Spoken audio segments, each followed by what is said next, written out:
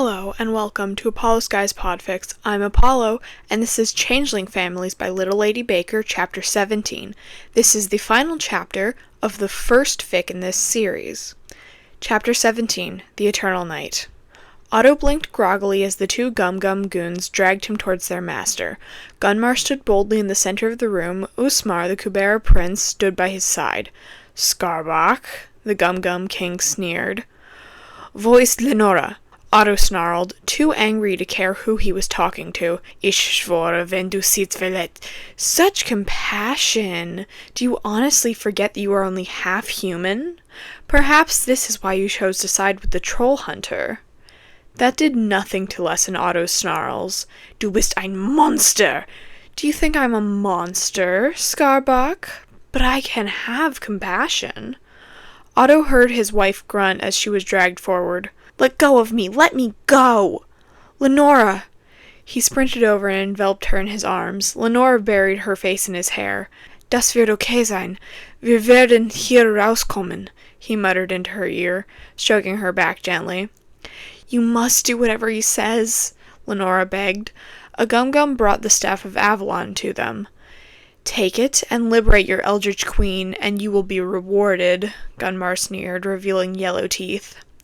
Otto took a deep breath, breathing in Lenora's scent. It didn't take him a second to notice something was off. He promises not to hurt anyone in Arcadia, Lenora informed him, squeezing his shoulders. Save our fam— Otto gripped her face and ripped off the glamour mask. Du bist nicht mein Frauen. Wo ist Lenora? Guserna snarled and moved to stand beside her brother. Gunmar growled and motioned to the side. An iron cage was lifted into sight. Lenora, trapped in her fairy form, huddled inside. Lenora! Otto! She attempted to reach out for his hand, but was burned by the iron bars. Ah! Lenora! The gum-gum guard opened the cage door, and Gunmar leaned forward to sniff at the fairy. Lenora snarled back at him with almost as much ferocity as Otto. A brave creature, but the brave are often first to die. Lenora glared up at him and ran over to Otto, hugging him every bit as tight as he hugged her. Otto breathed deeply again and took momentary comfort in the familiarity of her scent, knowing that it was truly her this time. Don't do anything he says, Otto. You know perfectly well we can't trust anything he says. Otto nodded, swiping his thumbs over the small of her back. I know, Saubermaus, I know. Release your queen, and I will let the fairy go, Gunmar promised. Otto stiffened. If he let Lenora go, she would be able to warn Walt and the others. She would be safe. Their children would be safe. Lenora noticed her husband's change. Otto, no. Don't even think about it. I'm not going anywhere without you, and you know it. I will not raise our children without you. Otto leaned back and looked into her eyes. But I can't lose you. I lost my family once before. I can't do it again. I love you, Lenora. Enough to risk the world. He turned and took the staff. Usmar held Lenora back. Otto, don't! She begged. Es tut mir leid, Lenora. Tears rolled down his cheeks. Mögen die Welt mir vergeben. He began to chant the spell. Please, Wussibar. Lenora choked out. Just as he finished, Otto had a plan. Close your eyes, Lenora! He threw his whole body into turning the staff away from the heartstone. Then, in a flash of blue light, a blue-eyed tiger stood in his place. With the gum-gums momentarily blinded, he dived between Lenora's legs and bounded towards the crystal staircase. Hold on tight, Saubermaus! Lenora wrapped her arms around his neck and clung to the white ruff in his chest. Her face was buried in the black and orange fur of his neck. Otto leapt up the steps, ignoring the gum-gums that were right behind him. Lenora opened the portal, and they burst into the sunlight. Otto! Lenora! Nomura slid down the side of the canal with Eric in a shaded carrier. What just happened? Lenora slid off his back and turned human once more. Guserna and Usmar ambushed us when we went to the museum to look for you. Nomura sighed. We need to get back to the house. Toby and Mary were a mess the second they realized what happened. Everyone is out looking for you. They all began making their way back to the Strickler house, Otto's hand on the small of Lenora's back. They arrived just in time to see Detective Scott leading Merlin out of the house. What did we miss? Lenora asked. Mama! Toby and Mary leapt at their parents. Papa! Otto and Lenora clung to their children. Merlin tried to do something to the children, Barbara explained. Walt growled and held his wife and son more protectively. I've never seen you that angry before, Da, Jim said. And I wish you hadn't, young Atlas. Walt, Otto hung his head. I released Morgana. I'm sorry. Gunmar had... Otto, it's all right. Walt motioned for his brother to calm down. We'll just have to plan more carefully. Walt and Otto drove the young troll hunters home from school on the last day. Lenora stayed behind to finish taking down the classroom decorations, aka to cover for her family. Now everyone was gathered in the Strickler house once more. The Gum-Gums will be drawn to the largest crowd, Blinky noted. The Battle of the Bands, Clara remembered. Everyone is going to be there. Walt nodded as Blinky added Monopoly pieces to represent the crowd. The troll hunter hadn't said a word since they had started planning. The house shook. That's the third one today, Draal noted. Da, will all these quakes damage the Darklands? They will. Angor entered the room, carrying a large yellow crystal. That's why I made this cradle stone. Apparently getting my soul back means I've gone soft. And who exactly would we be sending into the Darklands? Blinky asked, arms crossed. There's only one among us who is small enough to fit through the fetch. Angor handed the cradle stone to Eric. No. Nomura picked her son up and held him to her chest. Eric, being human for the time, fisted one hand around the lapel of her shirt. Draal put one hand on her back. He's a whelp. I was in that hellhole just a few months ago. In what world does letting him in alone make any sense? Since it's that or every familiar dying in the Darklands. Ma, Eric tugged on her lapel. I can do this. I know a guy who can lead me through. He pulled off his glamour mask and leapt out of her arms onto the table. I want to help. Nomura pinched her nose and sighed. Fine, but if you die, I'm going to kill you. I have a better idea, Draal said. We'll send my father after him. Grandpa Kanjigar may not be so easy to deal with. Eric smiled and leapt into his mother's arms once more. Nomura rolled her eyes and pressed her human nose against his troll one. Only then did Eric take the cradle stone and scamper off. Nomura shook her head. I'm an awful parent. He'll be fine, Otto assured her. But now, we need to worry about what we are going to do about Mudder. I actually have a plan, Walt spoke up, and it will keep the young troll hunters out of the fight. I don't think I like where this is going, Walt. Barbara crossed her arms. I think the young troll hunters should confront Morgana. No, Walter. We have no idea what she would do to them. Just because Merlin turned out to be bad doesn't mean Morgana will be good. Mum, Jim interrupted, I think Da's right. We should confront her. We might be able to get through to her, Mary agreed. And we'll have something nobody else will, Toby threw an arm around Jim, the child of the first changeling. It's our best shot. Walt put his hand on Barbara's shoulder. But your mother is right. There's no way of knowing if any of that will actually help you. You will have to be careful. We are all going to be very busy with Gunmar and the Gum-Gums. Jim nodded. I have a plan too, Da. You can trust us. And if it works, we'll have a little more help defeating the Gum-Gums. More help, Draal muttered. I have an idea. Walt, Barbara, Otto, and Nomura walked into the abandoned theater. They made a beeline for the projector room and knocked on the door. Bagdwella answered. Dwella, is Bular in? Barbara asked. I'm right here, troll hunters. The former Gum-Gum stood behind his mate and placed one giant hand on her shoulder. Bagdwella rested her hands over her rounded belly. What can we do for you all? She asked. Otto stepped forward and presented Bular's dual swords. Bular stared at them. But my vows. For tonight, and for as long as the eternal night lasts, we lift them for one purpose. Walt declared and looked from Bular to Bagdwella. Fight for Troll Market. Protect your family and ensure that they will have a home. Bular looked down at Bagdwella and stepped forward, the trees offering enough shade for him to leave the hut. He took the swords from Otto and inspected them. Then he tucked one under the opposite arm and planted the tip of the other into the ground. Until my vow replaced or death take me, I shall defend Troll Market. Walt smiled sadly. I'm sorry that we have to ask you to fight your father. Bular straightened. Anyone who threatens my family is not a part of it. My father, my sisters, my brother. They all lost my favor the day they targeted Dwelly. I will do anything for her and our whelp. Nomura ducked her head. I can make exemptions for those who prove they deserve it, Nomura. Bular chuckled, placing one hand on her shoulder. Walt, Otto, and Nomura stood among the students at the Battle of the Bands while Claire attempted to get everyone to leave. They had no idea when the Eternal Night would start, just that they had to evacuate the square before it did. Toby, Mary, and Jim were waiting in the forest by the canal to enter Troll Market. Aaarrrgghh, Bular, Blinky, Aaarrrgghh, and Draal were waiting in the sewers. There had been some debate about whether Barbara should be in the battle or at the hospital. She'd eventually decided that she would go to the hospital, using the Shadow Staff to port people to safety, and she could join the fight if needed. Suddenly, a pillar of black smoke shot into the sky and blocked out the sun. Walt couldn't help being reminded of Pompeii. He exchanged a look with his brother and his sister, and all three of them transformed. The Eternal Night had begun, and with it, the war for the world.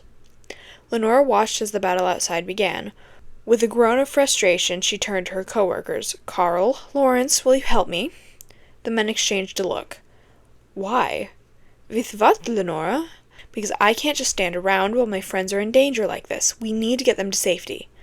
Who? Lawrence demanded. Not all the rock monsters out there are bad. Some of them are good, and a lot of them have children. Some have eggs, and I know for a fact that one is pregnant. Now, are you going to help me or not? The teachers were silent for a moment. We can use Susanna. Lenora grinned and ran out the front gates of the school. Otto? Her husband was in his natural troll form, tall and blue with long ears. Zaubermaus, get inside. You shouldn't be out here. He ran over to her. Lenore grabbed his arms. Carl and Lawrence are going to help me get the troll marketers to the school. Otto lifted her into his arms. You are a miracle, Zaubermaus. Lenore chuckled and cupped his face and kissed him hard. He pulled her closer, and her hand slipped down and around his neck. For just a moment, there was no battle to worry about. Eventually, they parted, their foreheads pressed together. I'll do my best to lead them this way, Otto whispered. You take the whelps in the truck. All right. Lenore kissed him one more time before Otto set her back on the ground and ran off, ears flapping behind him. Lenore smiled and turned around. Carl and Lawrence were staring at her. You just kissed that, Lawrence screeched. Of course I did. Lenore transformed and flew into the bed of the truck. He's my husband. Now let's go. Carl shook himself out of his stupor and floored it out of the school parking lot. They rounded up as many trolls as they could find. They took whelps and birthstones into the bed of Susanna, and they led everyone to the high school. At the high school, they hid everyone in the gym. Jim, Toby, and Mary watched as the Gum-Gums flooded out of Troll Market. I don't know if this is such a good idea, Atlas, Mary squeaked. Chaka-kaka, Frogwa agreed. Warhammer, Ariel, Frogwa. Our families are out there fighting Gum-Gums, Jim reminded them. We're the only ones that can. Besides, we all agreed to this. Now let's go. Jim led his cousins and their goblin into the underground city. They all found their way to the Hearthstone. Young troll hunters, a woman's voice filled the air. How cute. Morgana? Toby mouthed. Jim nodded, and they entered the Hearthstone. Immediately, golden balls of magic energy flew at them. They were forced to dodge. What parents send their children to fight their battles? Parents who are fighting their own battle, Mary shouted. We just want to talk, Toby added. Talk? Morgana cackled. What could you possibly have to talk about? Merlin has been arrested, Mary insisted, and without his magic he won't be a threat anymore. The magic energy stopped. Why would you want to get rid of Merlin? Your father is his champion. Because, Jim stepped forward and transformed, I am James Atlas Strickler. My father is the first changeling. Both of our dads are changelings. Morgana landed in front of the three teens. Her green eyes were wide as she reached out and touched his wings. Strickler, you're Wally's son? Yeah, Jim chuckled, and Toby and Mary are my cousins. Dot took their papa as his brother, and they took our Aunt Nono as their sister. We have another cousin named Eric. Morgana smiled. Your mother is the one with my staff? Yeah, but now our parents are out there fighting Gunmar, Toby piped up. Can you help them? Morgana looked at each of her grandchildren. She reached up and unlashed her helmet, letting her red locks cascade down her back. Let's end this. I have a feeling I have a few long conversations ahead of me. Do we have everyone? Carl asked. I think so, Lenora replied. Let me just double check. Hey, does anyone have Blinky and Aaarrrgh's birthstone? I do, Vendel shouted. Thank you. Yep, that's Oh shit, has anyone seen Bagdwella?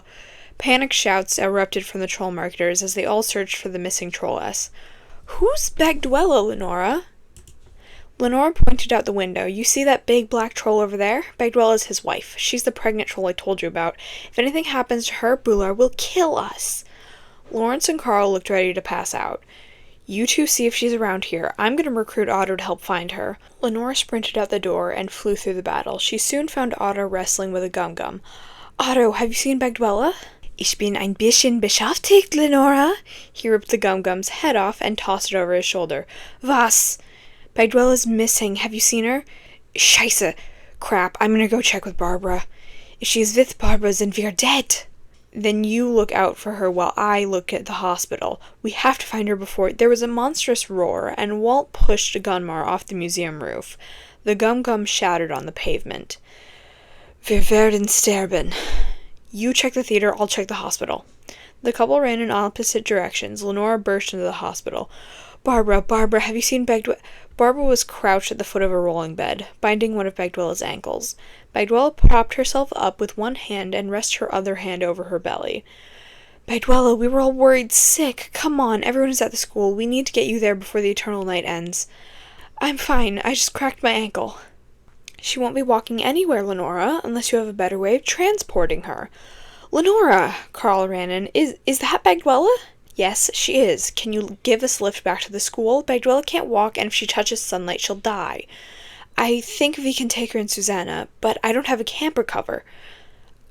I can take care of that. Come on, Bagdwella. Lenora waved her hand and created a pair of crutches for her friend. Bagdwella hobbled outside to the truck. Lenora waved her hand again and created a roof over the bed of the truck.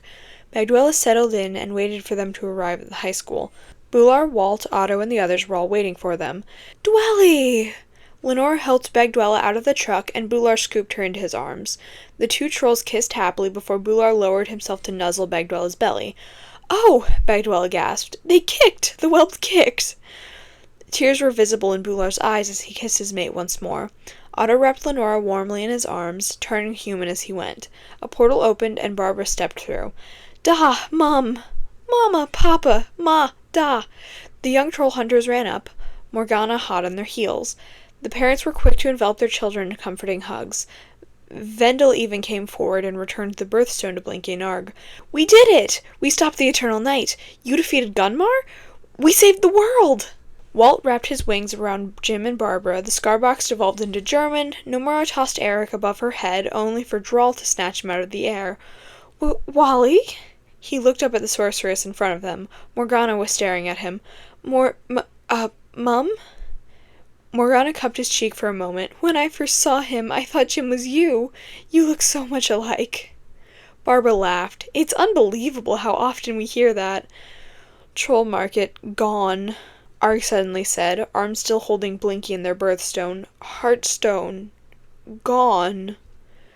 We'll have to find a new one then, Walt declared. But Jim looked up.